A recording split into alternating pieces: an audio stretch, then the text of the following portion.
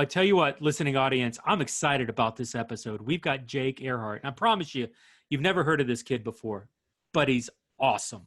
So he hit me up through the website for the first time. Never heard of him. I just get this form through the website that says, hey, I run a discipleship ministry for video gamers, and I'd like to talk to you. And I'll tell you right there, I paused. Discipleship ministry for video gamers. Like, I don't know that I've ever seen those words together on the same page before. And it made me want to talk to him as soon as possible. And I did.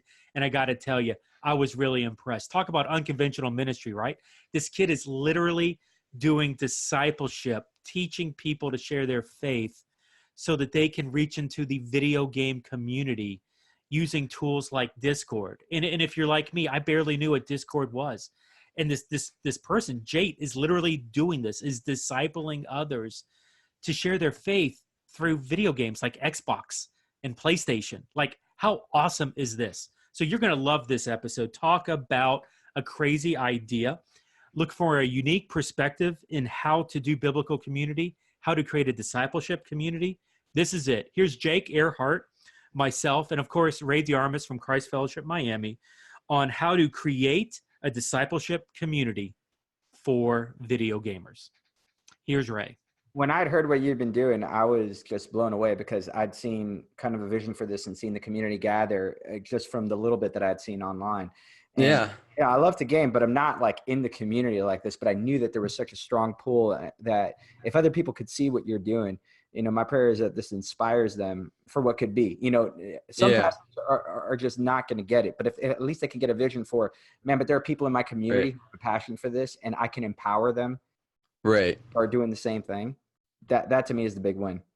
Yeah. Yeah, no, I agree. It is just like, it's people, you know, like it's the thought of like, this is a group of people that have been almost pushed out of church at some point in time because like, I know I grew up with like Atari games because my parents weren't sure about gaming. It was like, I don't know, that might be from the devil. We haven't decided yet. Like, and so they had an Atari, but it was like, we don't think we want him to play games because I don't know. My dad was a church planner. My mom was a worship leader. And so they both were like, yeah, we're not sure. And since we don't know, we're just going to err on the caution side, kind of the same way people did with movies and stuff. And so that's where the rule of like, you have to beat the game started was Atari, because Atari was way before my time, but it was before my time. Yeah. It was way before your time.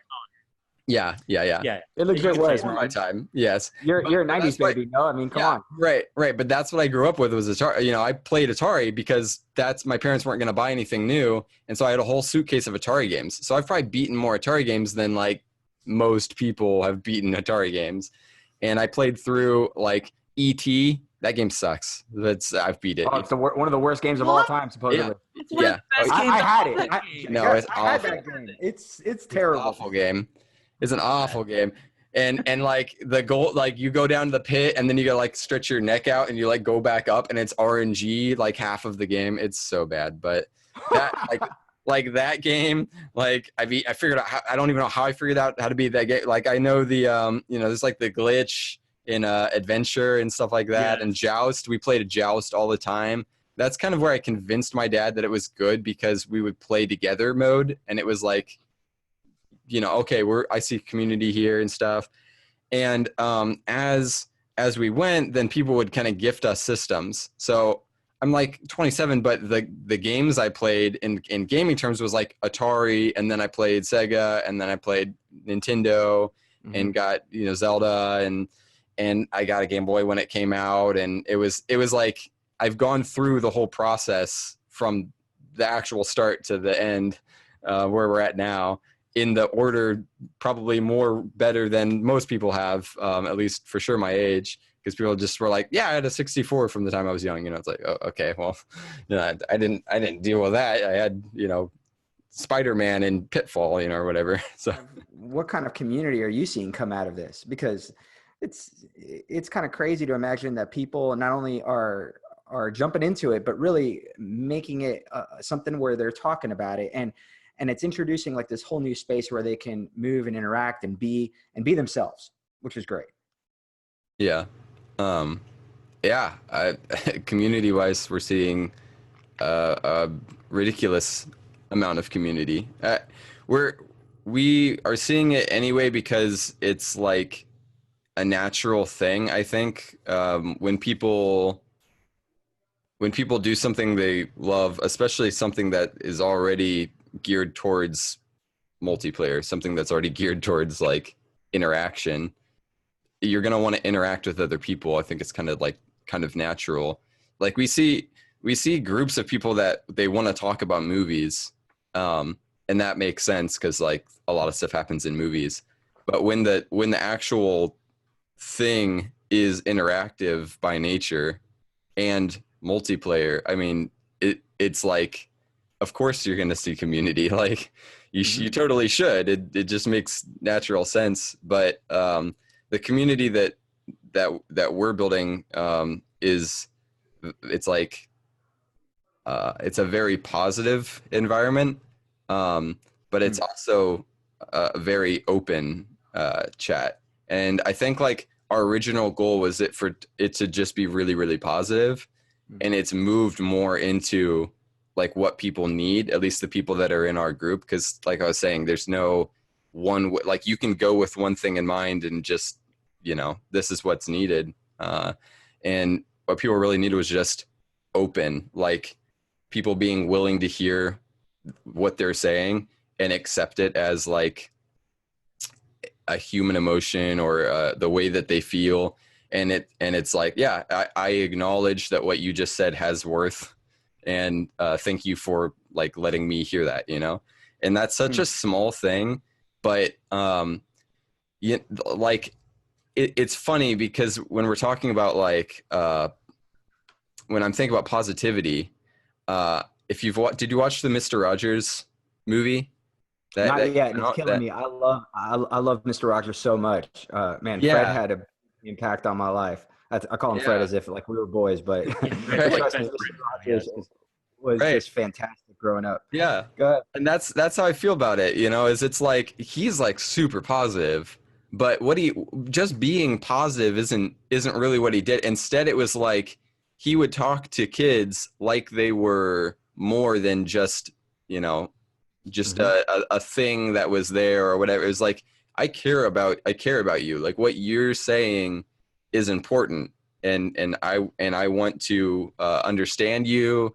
And that's like something that's, I don't know if it's lost in our community because there's a chance that, perception or whatever, but I feel like we really have lost the art of hearing people. It's like listening is one thing, but then like actually hearing and taking in and saying like what you have has value is lost. And especially in the gaming community where you hear so much input, it's like ads almost. It's just people talking. You join a lobby for like 5 seconds and meet somebody, and then you land and die, and you're like, I see ya, and you never have to talk to them again. And it just becomes burned in your mind that these are just noises in your game, and you're not, they're not actual people. So I think that's kind of what we're trying to break past is like, no, like you are a person. Let's actually have community and not just 30 seconds in a game. And it's been really good. How are you helping bridge that gap in terms of community and all that stuff? Yeah, it's hard. Honestly, the hardest part is how do you like reach people that need that? Because once you can connect with them, then it's like, cool, like now we can talk and we can do that thing, so our community is at the time of this, it's like 670 people or something like that.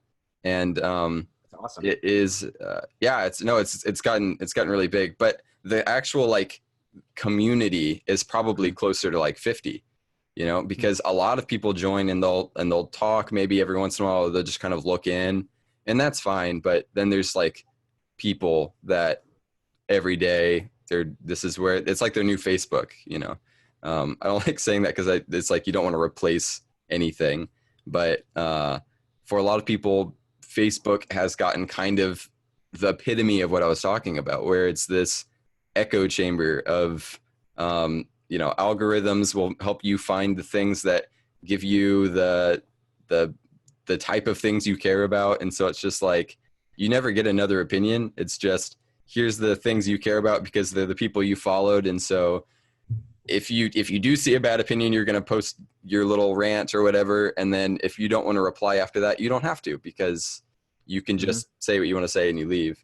And with a chat room, it's very much more, you see what's the last thing said. And at any point in time, somebody else could join and have just as much say as the next person, especially in the way that we have it set up. I deleted, we had colors for, like, mods had a color, admins had a color, like different colors to dictate hierarchy in our structure.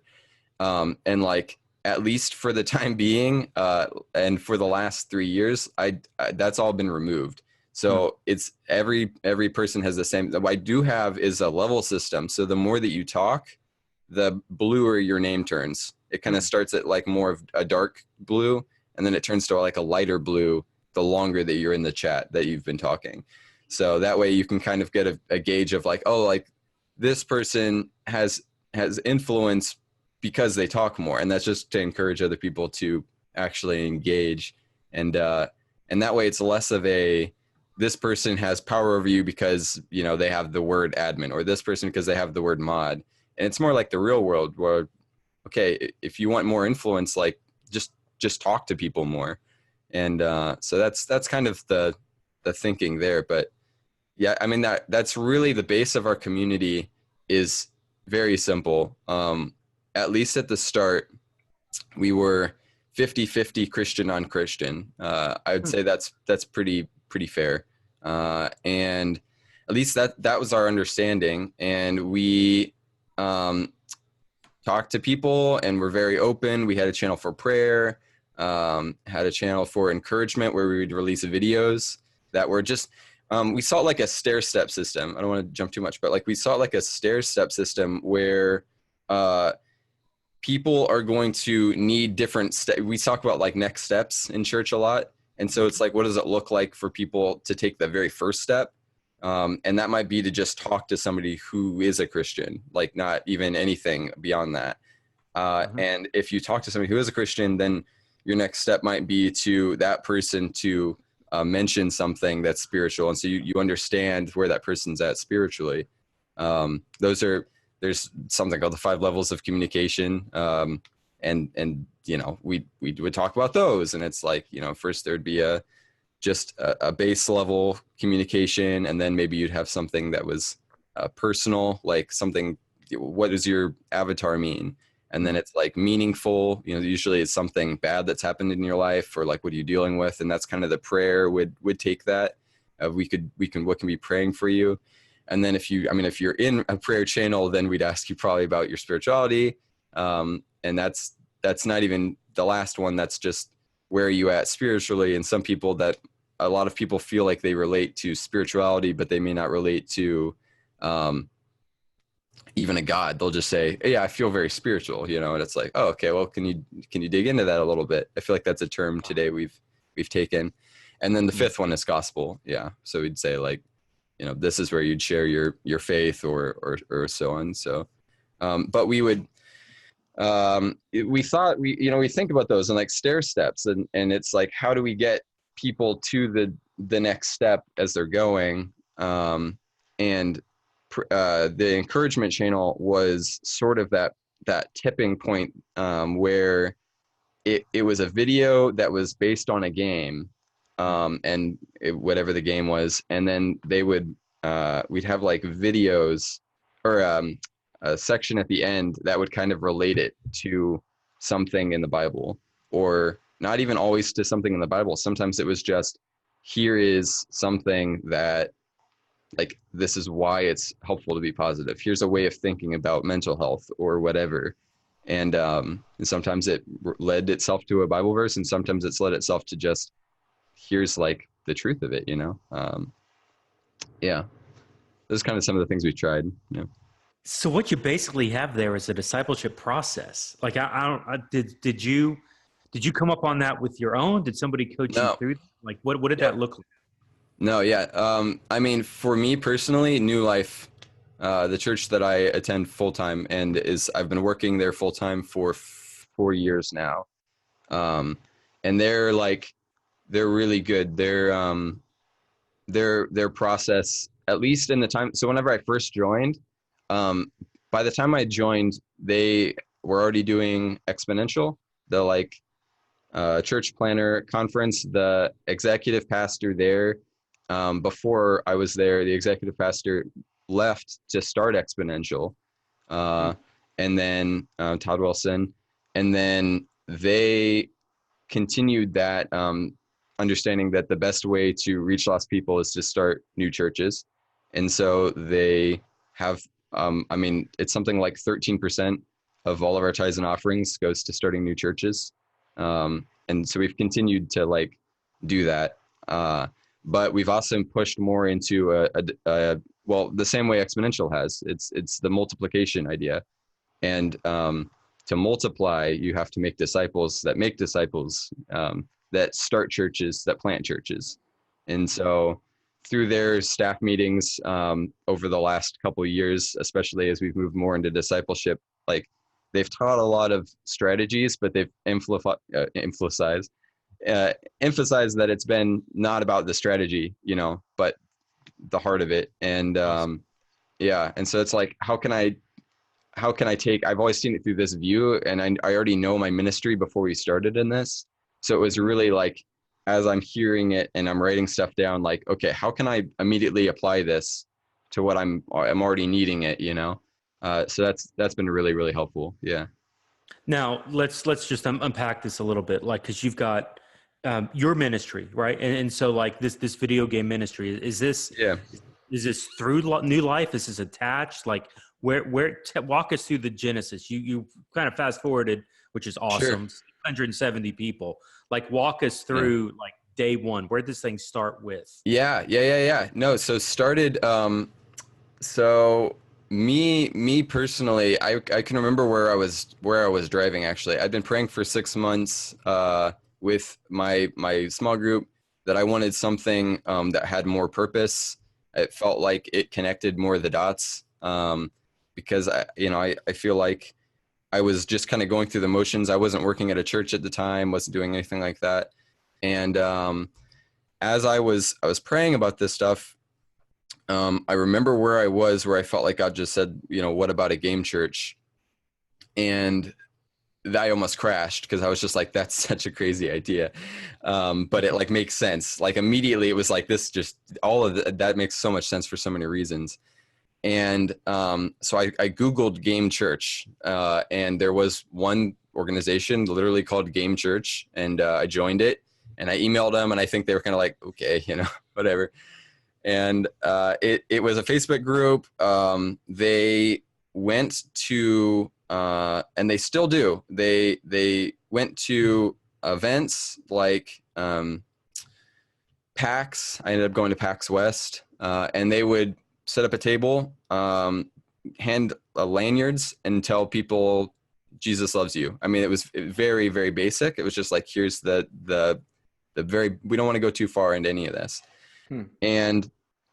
And that was really good. And I was a part of that Facebook group. That's a big group. That's bigger than this is, big group. And they did that for years. And eventually I started to notice that I could only get so far with people, communication wise. We weren't really seeing any, not that baptism is the epitome of everything. Sometimes you plant seeds, and the idea was to plant seeds in this group, but I really wanted, I didn't know, I couldn't see a logical connection of where people would go beyond that, and so it was I'm seeing a need. And so I was an admin of this group. I was really into it. And so I wanted to go a little deeper. And so I built, we started this Discord, and with other people in Game Church, and it was a Game Church type thing. And the thought was, in the Facebook group, we had a policy to not talk about overly religious things. This is a religious group. And the idea was that we don't want to push people away that are joining from that community because they see it for the very first time. It's just like this crazy over spiritualist thing. But the problem is that also kept us from being able to go deep with people in the things if they wanted it. And we couldn't tell if they wanted it or not. And then we just seemed like we weren't any different than just a normal gaming group, you know? And so where's the difference?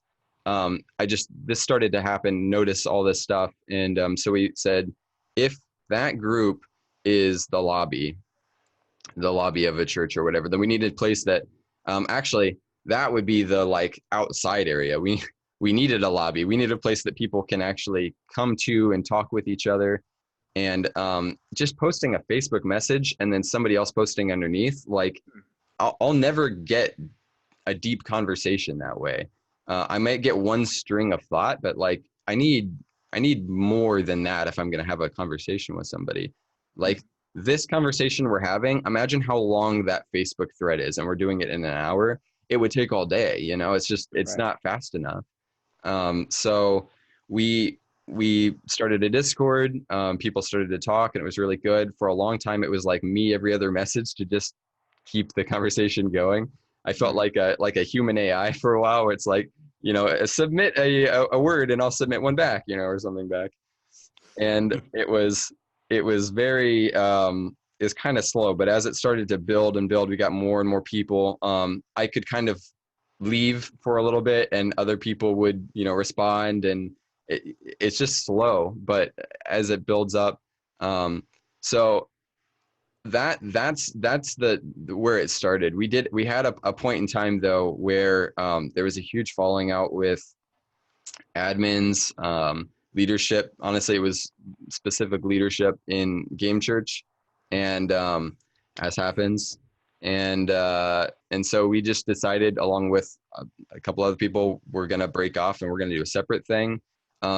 We became Love Clan, which is something that the like name kind of started from we had a sport, or not a sports, we like a Call of Duty clan called Love Clan, back when I worked at another church, and so it was just like, we'll go that direction. And another group became Love Thy Nerd, and they're really cool, doing kind of the same things. Yeah, yeah, they're great. They're super great. You should look them up too. Love Thy Nerd, and they do sort of a more blog style, where they'll come up with articles that are specifically geared towards gamers and the nerd culture, and then they'll put kind of a Christian spin on it. So wait, I've seen that. Wait, seriously, like the Love Thy Nerd, the blog? Yeah. I've read that stuff. That's good. Yeah. So like there's that's kind of in the same. Yeah, we were all at one point in time, we were all together. So we were all in Game Church. We split. Actually, the guy that really ran the Game Church side of things is now running the Love Thy Nerd thing. So there's a lot of similarities probably between what Game Church and Love Thy Nerd are. And then ours was, because we already had a community that was like even separate from the Facebook thing, because we were doing gaming events and stuff like that. It's kind of like they focused further in. We were very outreach group. Game Church was very outreach. Obviously, we would go to conventions and hand stuff out and all that. And I wanted more of the like personal, intimate connection stuff, more discipleship, like you're saying. And so we did the Discord, and they became even better, I think, at what they were doing as far as the outreach. And Game Church took on different management, and so Game Church is continuing doing what they're doing. For me, it feels like, like a forced, like God forced us to multiply. Like this thing happens, what seemed like it was bad is actually going to turn out for good. And now there's 3 groups and we only had 1, so it's a great thing in the long run. At the time, obviously it hurt, but now we have a group that's really good at outreach, and like we're getting pretty good at discipleship, and yeah, it's good. This is amazing, Jeff, because could we actually be talking about our very first online church split? You know what I'm saying? That's a good point. You know, kind of like times in the past, like, hey, your church has a youth ministry wants to take it to a certain area. Those folks grow up, and all of a sudden, you know, the leadership that's in play is like, no, we're not going that direction. We're going this direction. Next thing you know, you got two churches, and both of them, you know, well-meaning, reaching their community, doing great gospel work, but there was just a disagreement. There was a Paul and Barnabas moment where it was split. We don't get along, but God used that at the end of the day. This is fascinating. It's great. Like, and Jake, you've mentioned this, and the first time I met you, like, or I've released virtually, I met you. I think you hit me up at the website, and we started talking. Yeah, it virtually counts. But you were talking. The thing that I was like, man, this. I got to talk to this guy, because you used the video game ministry and discipleship like in the same sentence, and I'm like, okay, anybody who's using video games like Xbox, PS4, like I got to understand this. And discipleship means so many things, like the label itself. And so, like, let's put some tangibleness to this. What does discipleship look like in context of video gaming, of the people that you're reaching? Like, what is the goal? If you have a process, what's the goal of your process to help people disciple? Yeah. Yeah, no, you're right. That is a thing. Like, I mean, we could talk forever on what does disciple actually mean, because there's full books that are like, yeah, I got it down. And then like you go to the next store down and they're just like, no, totally different thing. You know, I've heard, the original word for, disciple would be like a learner, like somebody who learns. I've heard a apprentice, you know, as the word disciple. It's one that we've taken more of a Christian term now. I usually tend to lean towards seeing disciple as somebody who hears and follows God. That's the definition that we use at New Life. So it's in there somewhere. It's someone who hears and follows God, and wants to continue learning about God and teach others to learn about God. So it's something like that, you know. And so I think that's, with that in mind, that's where I go to, is like, how do I have processes that help me, help people hear and follow God in a new way, but, also help people learn about God. Maybe if they've been shut down to it, how do I, does that work? So there are lots of different ways to do that. I know we talked last time a little bit about 3 circles. Yeah, it's a, Bill Smith, and Jeff McDaniels. Those are 2 names. Definitely look up. T for T is a book that we put out at so look those up. Those are really good. T for T. But those ideas, it's like, how do we take the strategies that churches are using and to train disciples? How do we take those things and bring them into an online space? And it usually happens organically. And I say it happens organically because God works inorganically. God will do things in ways that are like completely not natural. And it becomes natural over time. So like by praying for God to go ahead of us, he does, you know? And a lot of times it's like, okay, I have tools, God, I'm prepared. Just let me speak boldly. If you put something in front of me, I'll be ready for it. And then it happens. And like, can't emphasize enough the importance of prayer in this thing. Because I would pray. So just, I'll do an example. I did a Destiny raid. The like really long Destiny has these raids that are like, oh man, sometimes 3 hours. If you're doing it the first time, it can go even longer. The first time I did the Vault of Glass took me like 7 hours, I think, because it was like the first time you're doing it, and you have to do it with a group. So you take like 6 people and you all go and try and do this thing, and you just all shut your schedules down for like the rest of the day. And so we did this thing, and while you're doing it, you're not really talking because you're having to communicate. It's very in depth, very mechanically specific of what you have to. It's a puzzle. It's like a 3-hour puzzle, and I I completed it with this group of guys, these random people I found online. And at the end, this guy was just kept talking, and everybody else was like, "Hey, thanks for the run. Really good. Nice to meet you guys." And then they'll leave in the chat. Mm-hmm. And this guy just kept talking "Yeah, hey, thanks guys. Yeah, I got work in the morning, but I work at this place down the street, that's just how it goes." And it was just really wanted, I guess, communication or something. And so I stuck around in the chat. I'm cool. Looking for a way to leave, but it's not happening. And before I know, it's just him and I together in the chat. Mm-hmm. And so I was like, God, I don't know. This is kind of like a weird place to whatever, but let's just go for it.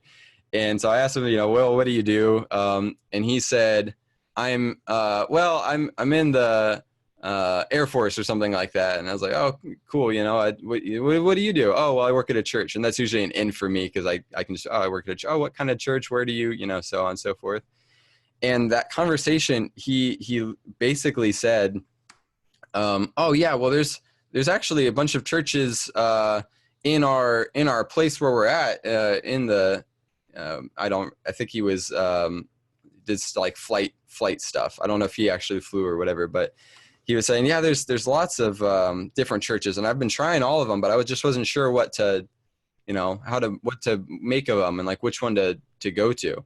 And so we were able to literally go into, here's the Bible and three circles and so on and so forth. I mean, we did this over chat, and then he left, and I've seen him a couple times in chat here and there, but it was just that felt like planting a seed, that's a seed more than just Jesus loves you. And everybody had already heard that or whatever before.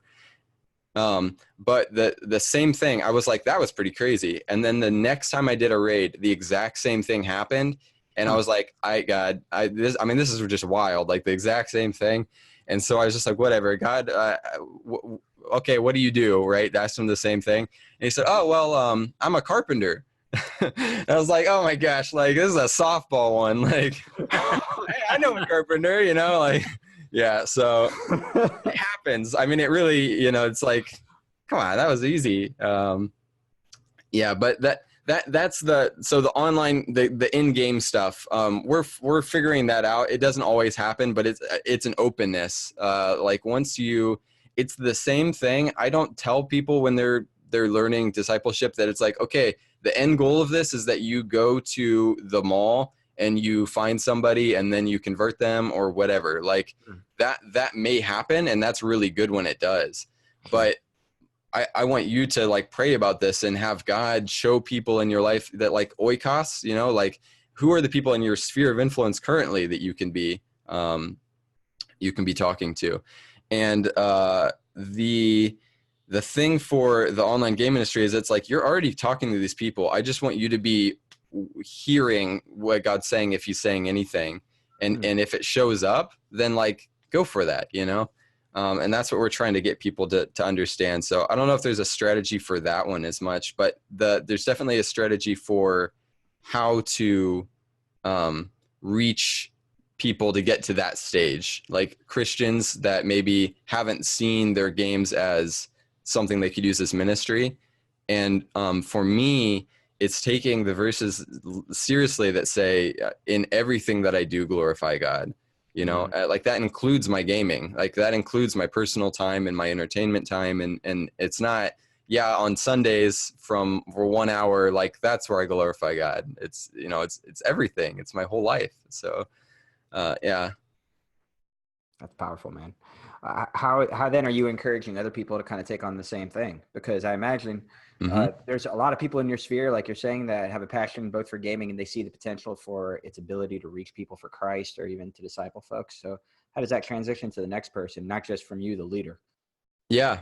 So we have a core group in Love Clan, and those are kind of the people that they've identified themselves as people who are just active in that community. But they're also spiritual leaders. They're people that are almost plants in our group that if they see an opportunity, they're going to hop on it. We talk about wolf pack, of just when somebody new joins, you wolf pack them, you know, like you're just like, yeah, how's it going? You just flood them with love. There's so often that people will join and just leave immediately. It's like, not what I was looking for, you know? But if like 8 people are like, hey, how's it going? Hey, how's it going? It's like, okay, well, I mean, like I feel really connected already and I just joined. So, like that kind of, getting that stuff, that the basics, that's a starting place. Having people feel like there's a community. But with our core group, we've talked about these things being intentional and all the stuff I've been talking about. Those are things we'll talk about in our core group. And for the very first time, this has been really good. Tuesday, actually, which is why I'm kind of glad we delayed this. Tuesday was our very first Bible study. So we did a Bible study online. Actually, some of the stuff, Jeff, that you had shared in a post about somebody else that did a similar thing. Awesome. Yeah. So we're reading through that. I shared that with our group, and they were like, "Yeah, this is encouraging. Like, we need to do this stuff." And so it was really like, this is actually where it's kind of nice. The limitations help us in this way. Discord currently has a limitation of 10 people to a voice channel. So it's kind of like Zoom, and it's the same. We could do a voice channel, or we can do a video channel, and we can talk and all this. Mm-hmm. But with Discord, the max is 10 people, and you can talk as long as you want, and you don't have to pay for it. So, Zoom has like 40 minutes, you have a limit or something, or you have to pay for it, and you have to do there's certain limitations. As long as it's 10 people, you're totally unlimited with Discord, at least currently. So and so there you go. 10 people is the max for our small group. And we'll do a video chat. And so our, the push there for discipleship, for multiplication, literally comes from a currently technological, people, they don't realize that it's more than that. I want a small group to be more than 10 people anyway, but I can blame it on like, hey guys, like, sorry, we literally can't have more than 10 people. There's other people out here who want to have what we're having right now, a discussion. And so like, I need you guys to lead this group. So either I can go and start another group that's at another time, or, you guys lead this group, test it. We'll do the, so last week was the first one. And at the end of it, I told them, hey, I'm going to do this like one more time, but I need you guys to like be watching, because I literally, we filled that group. That like there was 7 this week, but there was already 10 planned. And the other slots were people that said like, hey, I can't this week because I have finals, but I need to, like, I'll be there next week, or stuff like that. And so we have 10, like we're at 10. And I messaged like 12 people, maybe. Like, it was like immediately people were like, oh, we're into that. Like, yeah, we want to be part of that. That's something that we're interested in. So, I mean, we got 10 immediately. And I have a whole list of names of people that I probably could message and fill another group right now. So I just need like another leader. And so this group, I said, I'm going to let you guys watch what I'm doing. It's going to be you watch, or I do, you watch, and then I do, you help, and then you do, I help, and then you do, I watch. And by then, 4 weeks from now or whatever, we should have another leader that has done it at least enough times. Or we can have a couple different people do it. And then like, okay, we're going to go do another group. Does somebody want to go do one? Or are you guys going to stay here and then I'll go do one? And just kind of leave that open. So, I mean, the thought is it really just multiplies to the point that, as people catch on and realize that it's really not hard. I purposefully take less time planning. This was really big with our, it just stopped me at any point in time. The Tuesday group, I purposefully take less time planning it than I do doing it, because it's not a sermon. It's not it's just a discussion. Mm-hmm. And so I don't want to take too much time in planning it, because then it'll just be that and less of a discussion. And so when we do it, I just have Post-it notes. And this is another thing learned from, I think it may be in T4T, but it's definitely something that New Life taught from whoever that, I wish I could get the original person, really like Bill Smith. He's done a ton for us, but the idea of 5 questions, and it's, what is this, when reading through the Bible, what does this say about God? What does this say about people? What does this say about you? What are you going to do about it? And who are you going to share it with? Those are like 5 questions. And as I'm reading through the chapters that we're going to talk about, I just have sticky notes on the side, and I literally write God ? And I put it on the sticky note, like on that section. If I feel like that's a section that talks about what does this say about God? Or if it's a section that's like, oh, this is really weird about people, what does it say about people? Or if it's like kind of deep, it's like, what does it say about you? And then I'll just go through the Bible as we're going and like read the sticky notes, and like, this is the section that sticky notes connected to, so I guess read that section. And it takes me as much time as it takes to just read those chapters. I planned for, we're using, if you know Tim Mackey, he does the Bible Project.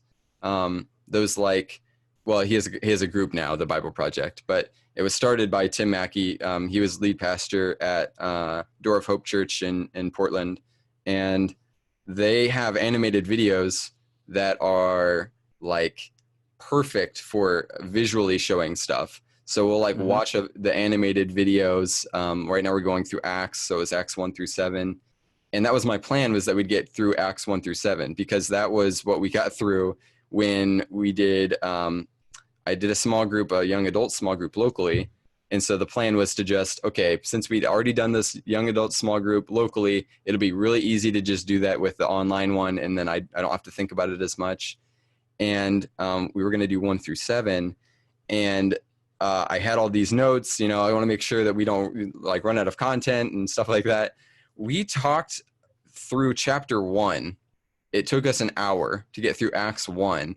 We got through 2 of my Post-it notes, and one of them said, what does it say about God? And one of them said, what does it say about people? And that was literally it. That's all for this first small group. That's all we got through for an hour and a half. And it was like, okay, like, it's so easy to think like this is going to be really hard to do. I can get myself in my head that starting a small group is going to be a ton of my time and ton of work. And instead it turns into, I am reading the Bible actively because I have to think about having questions. And I do that for like an extra hour in my week. Like I'd already wanted to do that anyway. And now I have accountability for it, which is great, because if I have accountability, then I can actively give accountability to other people. And then we're leading a discussion, which is like easy. I thought I have the next like 7 weeks planned at this rate. Like I planned for 1 week, and it's like, who knows how long it'll take. So yeah, it's honestly just, it's really easy. Yeah, you just message people and say, do you want to be a part of a small group? And they were like, yeah, and then, okay. And I messaged people ahead of time saying, would you lead a small group? I messaged like 5 people. Nobody wanted to do that. But you lead a small group one time and show them how easy it is and how little you planned. The fact that you hit 2 Post-it notes and that you just read through Acts 1 through whatever. But what I love what you're doing here is you're modeling, you're giving examples of this. Like you're doing abstract ministry. You're creating a discipleship system. Yep. You're also working with video gamers. And we didn't really hit on this. Like you're connected to a church, but the church really isn't like backing the ministry, right? This is kind of you on the side. Well, there's also no fees. I mean, from the beginning, the whole point was that it's literally all free. There's no cost involved at all. And that was intentional from the beginning, but and so you trying to get people from the outside to buy into this vision, to lead a small group, to be part of a discipleship thing. Like you have to show an example of what that looks like. We've been churches who are doing like church online, and we can talk about online small groups or discipleship online till we're blue in the face. A lot of times, like people have no idea what the concept even is. And so your example of I do, you watch, I do, you help, you do, I help, you do, I watch. That 4 week, that's a fast turnaround time, but even still, that's a great example of, hey, I'm going to train you to duplicate me. You're going to become very soon, so I can step out and go do something else somewhere else. And so I can help the next group get started. That's awesome. So of your 50 core, you're really looking at what, like 10 or 12 that are doing a group now? Do you like, and the goal is to you to release that group and go start another 10? Is that how you're really starting to? No. So yeah, no, we have the core, I'd say as far as our like community goes, people that are chatting regularly, we probably have 50 people. Okay. And then there's a lot of lurkers. So there's a lot of people that'll pop in every once in a while. We did a survey recently, and yeah, I didn't mention this. So yeah, I'd say originally we were probably about 50-50 Christian, non-Christian. We recently did a survey 3 years later now, and it was like 95% Christian, like identifying as Christian. A lot of those people that are on that list, I remember the first time that they posted in prayer, like, and they said, I don't usually do this, you know? And I'd say most of their, like when I think about planting seeds, it's like these are people that for the first time they're talking about prayer, they're feeling like this is something that they can relate with, and then they found like a local church. And that was kind of our big push for a long time, was that you should find a local family, a local place that you can go to. For some people, that's just not something they're probably going to do, and I get that, but I do feel like a local family is really necessary for a lot of different reasons. But our you know, it's how do we make these things easier for online? Like one of the main reasons I'd want you to find a local place is so you can be in a small group. So if I can like break that barrier one by just doing it online, then okay, then we'll do that, you know? But that now that there's a seeing that we've switched to mostly most of our core group being Christian, then that's really where I felt the drive this year for the first time of like, okay, we're going to go real hard into discipleship then, because I don't want you to coast. Like this isn't a group for the Christian huddle. It's not just like, you know, I don't want just people that feel like your goal here is to just talk to other Christians that play games, because that's not there are groups for that. That's not this group. And there's also a tendency with doing a small group is that it can become hungry Christian, where it's just like, I just want more information and like, oh, like what does this say in Greek and Hebrew? And like, you know, it's just like, no. Like think about this in the term of, and that's why we do this from the beginning. I want you to look at this verse as somebody that would look at this verse for the first time. How do you take this verse and give it to somebody? It's like why the fifth one is who are you going to share it with? Because verses become new when you think about them in the context of somebody who is new. And like, how do I give this verse to somebody else? If it's something I've heard 1,000 times, have I shared it 1,000 times? Like, that's tweetable, man. That was good. It's like if it's, yeah, it's like somebody told you this verse so many times, but like, are you giving it to somebody? It is a real thing. And we do tend to just be really, cycle, you know, and we're not giving it to somebody else. We're just taking it in. You know, it's the same idea, like your cup's overflowing and it's like, yeah, it's going to keep being filled. Can you like pour it into, who can you pour into so that you can have an like empty cup to like fill it again? And yeah, it's that mindset. I think it's really a cultural thing of just that don't get in this cycle. And I believe it does start at like a leadership stage. Like you, from the top down, you have to be intentional in discipleship, or else it just becomes, you know, this has been a really nice lesson, you know, or whatever. Jake, just real quick before we close, because I imagine that Jeff and I are going to be having you on again, because really this has been just amazing to talk through. And I also want to find out like how the group continues to grow. But yeah, me too. yeah, just excited to see kind of what happens next with that and see what the Lord's doing in you. Just some quick fun questions before we go. Preferred video game method or system? Ooh, system, easy, PC. I made the switch from Xbox a long time ago. Wouldn't look back. It's great. And then what was the other one? Did you custom build it or well, it's been custom built now. It's like it looks like something out of Iron Man or something. It's all like very not in a good way. It's the bad Iron Man where it's like the like stuff like glued to the side and the like, you know, stuff is like yeah, it's really not good. But I'm hoping AMD Ryzen 3rd gen is going to be great, and I can build a new computer because I'm like waiting for that. So, yep, that's we'll see where that goes. Cool. All-time favorite game? Oh boy, I don't like that question. Sorry. All right. I don't know. I've like thought about it long and hard and decided that I just don't have any clue. No idea. That's completely fine. Nostalgia game that you love to get lost in? Ooh, nostalgia game would probably be Super Mario World. Just because there's like so much. We had well, now I'm like changing my answer a billion times, but I'll stick with that one. My family had a thing that was like, we won't get you another game till you beat the one you have. And Super Mario World had like a percentage thing in it. Usually it was just you beat the game, you get to the end screen that had a percentage. So it was like, no, you haven't beat it yet. It still says 90% or something like that. I was like, no, I beat Bowser, like I beat him. And so I had to go find all the hidden stuff. And like, there's so many hidden things in that game. There's no way I could do that today without Google. And like, I still have no idea how I found like the Star Road or like how I found Special World or Zone or whatever. Like, I have no idea, but somehow I did that as a kid without a guide. So that game still has like, I'm like, ha, like you missed that thing because you didn't know it's like, like I know I have that whole game like embedded in my brain. So yeah, that's a nostalgia thing for me. Very cool. Man, I don't want to put an age on you, but I'm going to put an age on you. How old are you?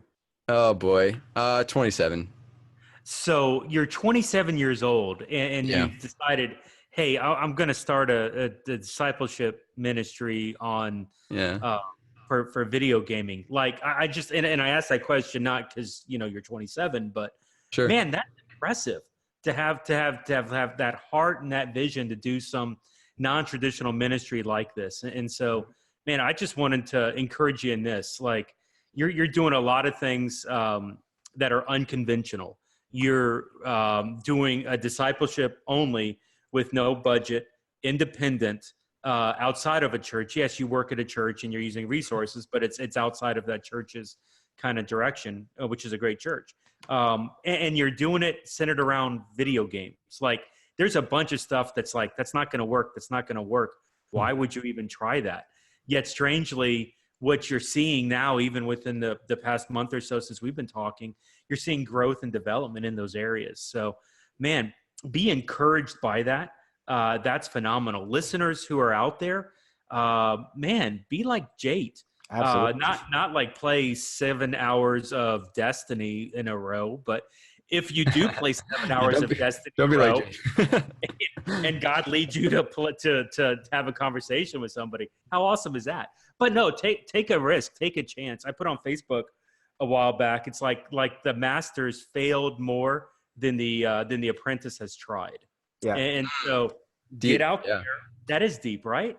It was on a Newhoff podcast maybe a month or so ago. But get out there and try. Get out there and take a chance. Try something different for the sake of the gospel, for the sake of discipleship, for the sake of the kingdom. This is phenomenal. It's funny you mentioned that game, Jeff, because there's so many shared experiences that we have that take a long time that don't lead to gospel conversations that I'm like, no, Jay took complete advantage of that. And so there's no time lost. Like Lauren and I went to a Red Sox game last week. We were in Boston. We were at a Sox game for like 3 or 4 hours. That didn't lead to a gospel conversation afterward. But man, if it did, that would have been amazing. So many of us out there have seen Avengers Endgame. That's 3-hour block in the movie theater that if it led to a gospel conversation afterwards, man, that'd be huge.